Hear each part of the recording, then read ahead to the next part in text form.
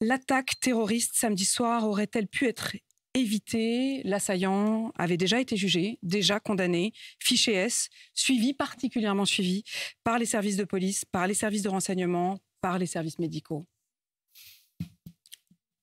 De ce que je sais, l'enquête du parquet national antiterroriste le dira encore mieux, nous avons fait le maximum dans le cadre de la loi actuelle.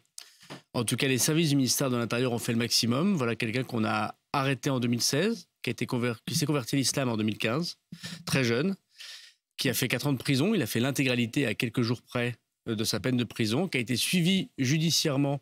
Et grâce à ce suivi judiciaire, le médecin psychiatre a pu de nouveau faire une injonction de soins parce qu'il a une maladie mentale manifestement très prononcée. Et une fois qu'on a terminé cela, la peine de prison, le suivi judiciaire et psychiatrique, il y a manifestement eu un ratage, non pas dans le suivi des services de renseignement, mais il y a eu un ratage manifestement psychiatrique, puisque les médecins, à plusieurs reprises, ont considéré qu'il allait mieux, qu'il était plus normal et qu'il pouvait vivre, si j'ose dire, librement. Il y a manifestement quelque chose qui tourne autour de cela. Il y a quelqu'un de malade mentalement, qui ne prend plus ses médicaments, qui ne prend plus son soin pour soigner ses délires et qui passe à l'acte. Incontestablement, il faut réfléchir à tout pour protéger les Français.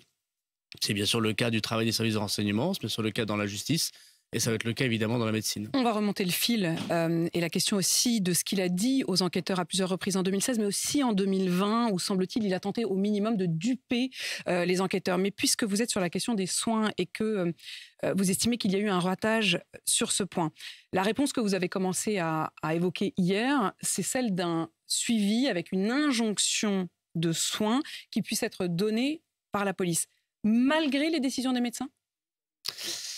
Qu'est-ce qui s'est passé? Il s'est passé que, voilà quelques semaines, sa maman qui, lorsqu'il lui était en prison, disait qu'il voulait les égorger.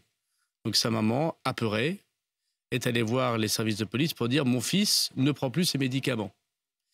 La police, la DGSI d'ailleurs, l'a recontacté et lui a proposé de demander l'hospitalisation par tiers. C'est ça. L'hospitalisation d'office, hein? Oui, mais demandée par quelqu'un de la famille. Hein, le préfet, le maire peut vous mettre sous hospitalisation psychiatrique, mais après avis médical d'un médecin généraliste. On voit bien que dans le cas très précis, il faudrait un médecin psychiatre pour constater qu'il ne prend plus ses médicaments. Et aujourd'hui, la loi ne le permet pas. Mais un tiers, votre maman, par exemple, pourrait le faire. Elle ne l'a pas voulu, manifestement, parce qu'elle avait peur de son enfant, ce qui est bien compréhensible. Et puis, quelques jours après, elle est revenue pour dire, manifestement, ça va mieux. Bon. Dans un cas comme celui-ci, puisque le cas de cet assaillant terroriste était passé fin octobre, puisqu'il avait déménagé dans l'Essonne, dans la réunion du préfet pour savoir quels étaient les gens qui étaient particulièrement dangereux dans son département, le préfet ne peut pas demander, ne peut pas enjoindre, ne peut pas forcer, on ne peut pas arrêter quelqu'un dans la rue ou chez lui pour le présenter devant un médecin psychiatre et pour constater que cette personne manifestement ne va pas bien. C'est ce qu'il faudrait changer, me semble-t-il. Il faudrait que le préfet puisse se substituer et obliger quelqu'un, faire intervenir la police pour l'interpeller, pour le présenter devant un médecin psychiatre. C'est ce qu'on appelle une injonction administrative. Aujourd'hui, il y a des injonctions judiciaires sous le contrôle d'un juge. Aujourd'hui, il faudrait sans doute, à l'allure de ce cas, faire une injonction administrative. Mais là encore, ça c'est la théorie. Dans la pratique, vous connaissez l'état de la psychiatrie en France. On est aujourd'hui, et ce sont les chiffres de la Fédération française de psychiatrie, avec 30% des postes en hôpital psychiatrique qui ne sont pas pourvus. On a aujourd'hui moins de 32 000 lits d'hospitalisation, c'est 60% de moins qu'en 1970. Et pour les enfants, lorsqu'on demande un premier rendez-vous en psychiatrie, il y a un délai minimum de 5 mois et jusqu'à 1 an dans certaines régions. Donc moi, je veux bien qu'on dise, le problème maintenant, c'est qu'il faut un suivi psychiatrique, il faut des injonctions de soins, mais quand on voit l'état dans lequel est aujourd'hui la psychiatrie en France, est-ce que c'est pas refiler le bébé avec l'eau du bain? Non, c'est un travail évidemment collectif et je suis élu local, je vois très bien les difficultés qu'a aussi la psychiatrie en France. Vous me demandez ce qui, au niveau du ministère de l'Intérieur, nous permettrait de pouvoir empêcher ces personnes de passer à l'acte. Je vous dis ce qui se passe. Là, en l'occurrence, il ne s'agit pas d'une absence de médecins. Il s'agit que des médecins, mais je comprends bien que ce ne soit pas une science exacte, absolument exacte, la psychiatrie, des médecins, qu'ils soient généralistes ou psychiatres, ont dit qu'ils pouvaient éviter de continuer à prendre son traitement. Si ce n'est pas une absence de médecins. Ça veut dire que si le préfet, reprenons encore cet exemple, le préfet, imaginons à la suite du signalement de la mère de cet assaillant, ce que vous voulez mettre en place aujourd'hui, imaginons que ça existait déjà. Donc la mère signale la dangerosité de son enfant en disant attention, il ne prend plus de médicaments. Le préfet, parce qu'il en aurait la possibilité, dit eh bien, on va imposer qu'il voie un psychiatre. Mais là, le psychiatre pourrait dire exactement ce que le psychiatre a dit, c'est-à-dire il n'a pas besoin d'être soigné. Il y a des psychiatres qui ont vu ce jeune homme et qui ont dit il ne présente plus de dangerosité. Ça, c'était au mois d'avril, donc il s'est passé un petit peu de temps. Le fait que la mère témoigne, y compris anonymement, était quand même plutôt une circonstance aggravante. Et puis surtout, ça aurait permis au préfet de demander aux policiers de l'interpeller.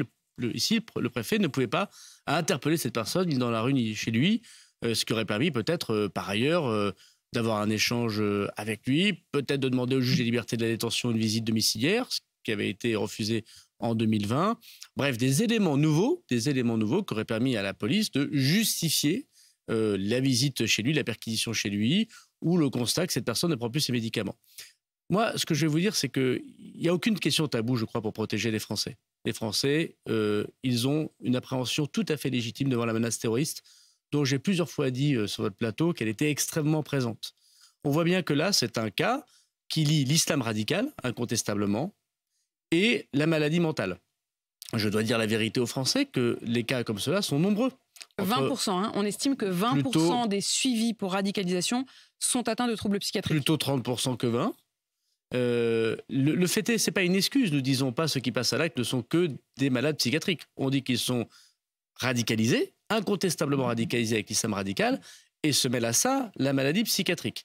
Donc 30% des personnes que nous suivons, c'est beaucoup de personnes. Donc il faut vraiment se rendre compte que ce n'est pas un métier simplement de policier pour protéger les Français de ces personnes. C'est un métier de médecin, de juge et de policier. Et je crois qu'Aurélien Rousseau, qui a pris en charge ce dossier... Le ministre de la Santé, hein ouais, exactement, l'a pris vraiment à bras-le-corps, puisque à peine son arrivée, il vient d'arriver depuis quelques semaines au ministère de la Santé, il a demandé que des psychiatres soient présents partout auprès des préfets, dans tous les départements, pour désormais passer ces cas en revue. Ça ne date pas de samedi, il l'a fait voilà plusieurs semaines et je le remercie. Il y a la question psychiatrique, il y a la question aussi du sortant de prison. C'est d'ailleurs la première fois, après de nombreuses alertes, vous-même comme de nombreux spécialistes de ces questions, disent depuis des années, attention, la prochaine menace, ce sera ceux qui ont été condamnés et qui sortent de prison. Oui. Au moment où on se parle, Gérald Darmanin, combien de personnes ont été condamnées pour terrorisme et sont sorties, et combien s'apprêtent à sortir dans les semaines ou les mois qui viennent? Alors, les personnes qui ont été condamnées et qui, en prison, sont radicalisées, soit parce qu'ils sont condamnés parce que radicalisés, soit parce qu'en prison, ils se sont radicalisés. Ce sont deux publics différents, mais qui posent la même dangerosité. Depuis 2018, depuis que nous faisons ces comptages comme cela, depuis qu'il y a des condamnations pour terrorisme, c'est 340 personnes. 340. Et l'année prochaine, ce sera entre 30 et 35 personnes. Elles sont suivies comme lui était? Elles sont très suivies. Alors, elles ne sont pas toutes en France parce que nous en expulsons énormément. Je rappelle que tous les étrangers délinquants condamnés par radicalisation sont expulsés du territoire national. Voilà. Je pense que c'est quelque chose d'important de le savoir pour les Français. Mais là, il y a un Français qui est sortant de prison et qui est suivi. Il est sous écoute téléphonique, sa voiture est balisée. Il est suivi évidemment extrêmement fortement par la DGSI, mais on voit bien que l'attentat qu'il commet, c'est un couteau, un marteau dans une rue de Paris. Personne. Mais précisément, quand on vous écoute, Gérald Darmanin, c'est exactement ce qui interroge, c'est que bon, hormis ce raté médical, et encore, c'est-à-dire qu'il a vu des médecins, alors pas en octobre, mais il en a vu en avril, il en a vu à la sortie de prison, il en a vu régulièrement. Il a vu des enquêteurs, il a d'ailleurs tenté de les duper, il ne les a pas dupés en 2016, puisqu'alors qu'il leur disait « je ne suis pas du tout radicalisé, je me suis déradicalisé », ils l'ont malgré tout condamné et il a fait toute sa peine de prison. Mais en 2020, en revanche, il les a, semble-t-il, dupés, puisqu'il a dit « je me suis déradicalisé ». Alors, si vous me permettez, ce n'est pas le cas, puisqu'en 2020, il sort de prison, il porte un discours qui consiste à dire « voilà, je ne suis plus dans l'islam radical ».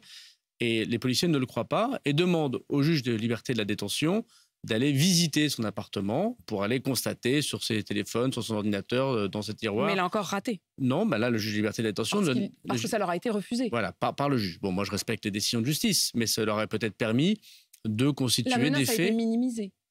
Non, la police a fait son travail, elle a demandé au juge d'aller perquisitionner. Non, mais je ne dis pas qu'elle a été minimisée par la police. Oui. La police a considéré qu'il y avait menace, qu'il fallait aller chez lui. Le juge a refusé que la police se rende chez lui. C'est le cas, voilà. Alors, il n'a pas commis des actes en 2020, 21, 22, 23. Hein, donc, voilà. Mais je suis le premier à regretter que le juge des libertés de la détention n'ait pas autorisé les policiers à faire leur travail jusqu'au bout sur ce fait-là, ce qui aurait permis sans doute de constituer le fait que cette personne mentait, soit sciemment, soit parce qu'il avait atteint d'une maladie mentale.